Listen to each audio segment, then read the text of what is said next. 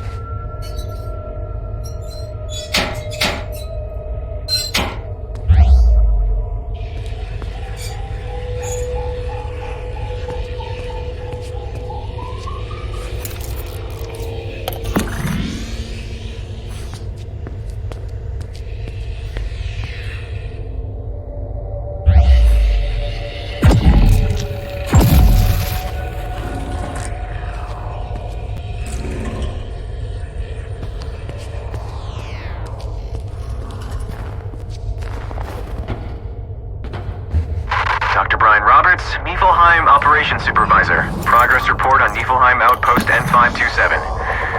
Our latest addition to the N527 management, in the form of Dr. Lisa Svensson, has been very challenging. On arrival, she exhibited clear signs of depression, which had a major impact on staff morale and became a safety concern. I found out that she was involved in some form of accident, but I can find no records of such an accident. I believe she is telling the truth.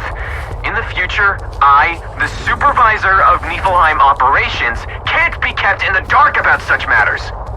However, after the uncovering of the native remains, Dr. Svensson has resumed her work within management and is starting to become a major asset to N527. Please disregard all prior transfer requests of Dr. Lisa Svensson from the N527 outpost.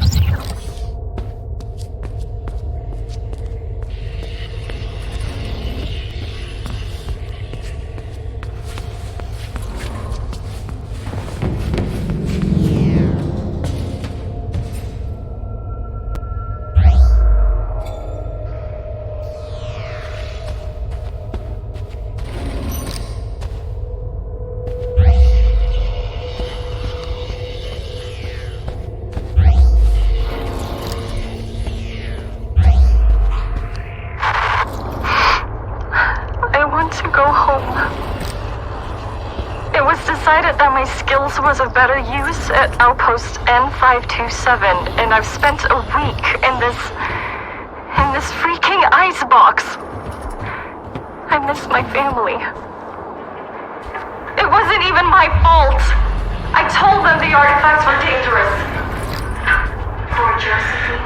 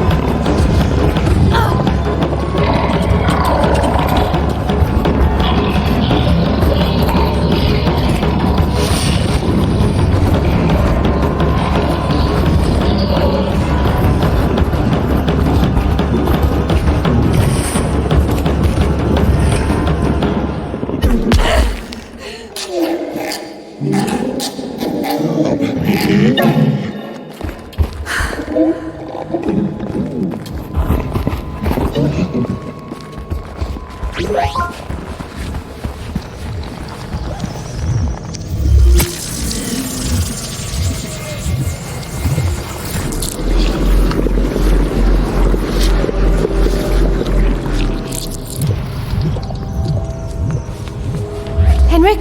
Sarah? Can you hear me? Timing is a little bit bad. Do you have the key? I got it, but I have to tell you Just that... insert the artifact key into the tablet and hurry back here. There's something we want to show you.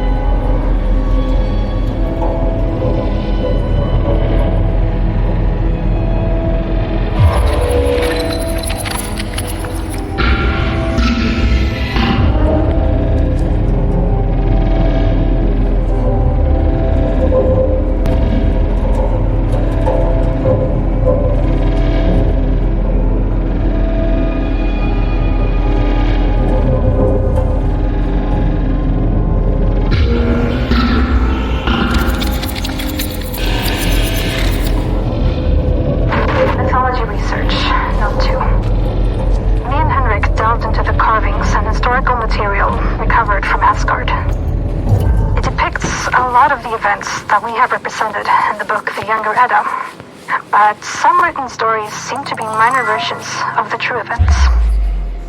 Something that really catches my attention is the final story of the trickster Loki. The story depicts a prank where Loki has the blind Hoder fling a spear against the immortal Baldur. The blind brother didn't know that the spear was tipped with mistletoe and accidentally ended the life of Baldur. The real aftermath of this prank is very different in comparison to the ones in the Edda. Apparently, the vengeful gods went on a killing spree, ending the sons and daughter of Loki, only to eventually have him imprisoned forever. These stories keep getting worse and worse. Team lead researcher Yang, Note 12. I had heard much about Borcorp before attending the first interviews. Most of it mixed, as is usually the case of enterprises built around the ideas of single, eccentric individuals. But the way people spoke about it, it sounded more like some idealistic crusade rather than a scientific excursion. Perhaps that's why I took the job, to begin with. To disprove the pseudoscience proposed by others working on the logical puzzle that is the Apsulov. From the beginning, I have treated this as a natural phenomena, and I will not simply believe. In time, we'll find an explanation for the Apsulov's existence. By then, I hope the fool spouting paganistic nonsense will be a long way from here.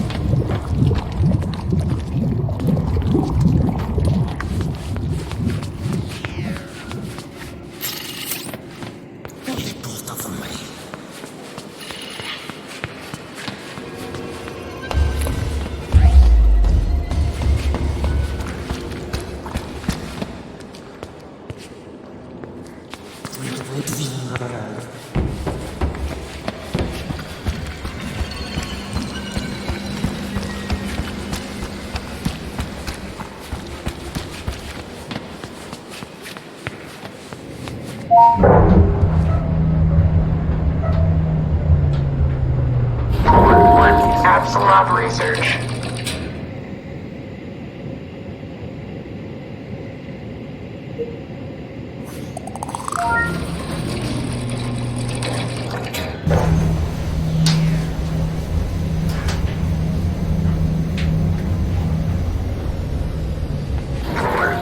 Apsulov research.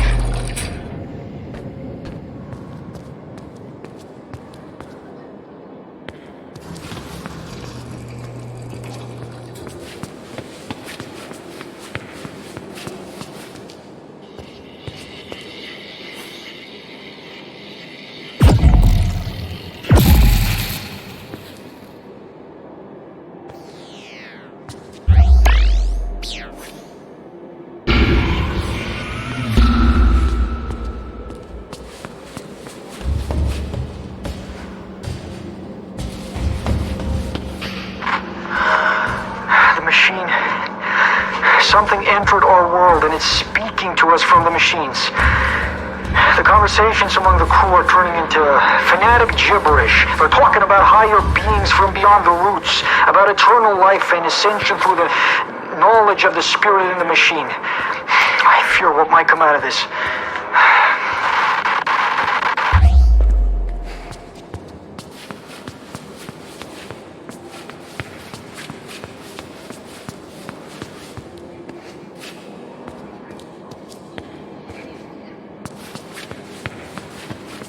Floor 3, Apsulov research.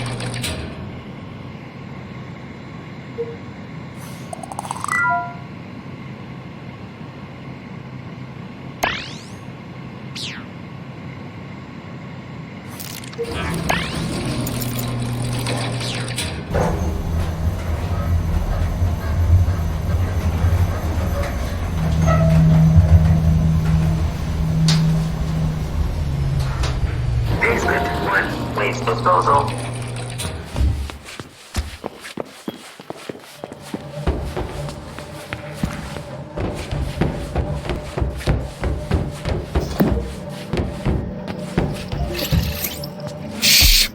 Relax. Just relax. There's something I want to show you. Something you need to see.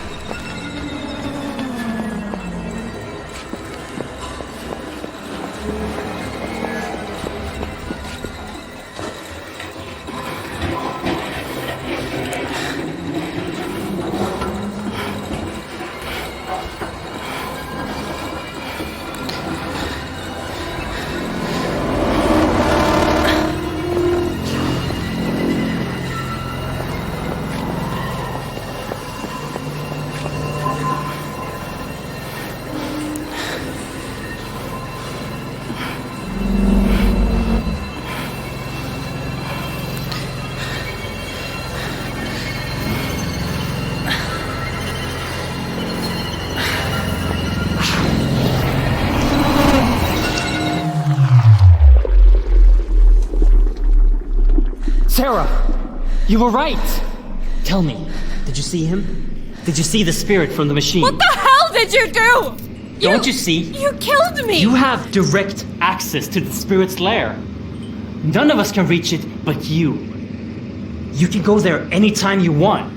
Did you have the Jangreper with you? Yes, You can even bring things with you? Oh, fantastic! I believe that the ether that you just came from is the home of the spirit from the machine. I believe that this spirit is Loki. Wait a minute, honey. You can't just assume that. We don't know. You are crazy! I've had enough of this! No, please listen to me. I am sorry Henrik did that to you. We knew perfectly fine that it wasn't going to kill you, and it wasn't like we could ask you to die for us. I'm not a test subject. You can't kill me for some damn experiment! I promise. I'm sorry. Please don't let the world end. Sarah, tell her what you told me before. Beneath the shadow of Yggdrasil, in the well of wisdom, is where the final artifact key can be recovered. In the depth, under the tree of all things. But that is not all it holds. On your way to the depth, you should be able to recover another artifact, the Eye of Odin. When you die, you have to find orbs before you can return, correct? I do. If you activate the Eye of Odin on those orbs, then you will touch them with divine magic. Then, placing them in the keyholes won't just let you pass back to Midgard. It will let you destroy the ether with the spirit left inside. We just need to find a route leading to the well. I know of one. What? I'm sorry I didn't tell you, Sarah. Before I got in contact with you again, I found the well. When I did, I thought I could fix all of this. And just like the All-Father Odin, I sacrificed my eye for wisdom. Oh, Henrik. It didn't work. The route that leads to the well is underneath us, in the waste treatment plant. Scan my hand, and you'll gain access to it through the elevator.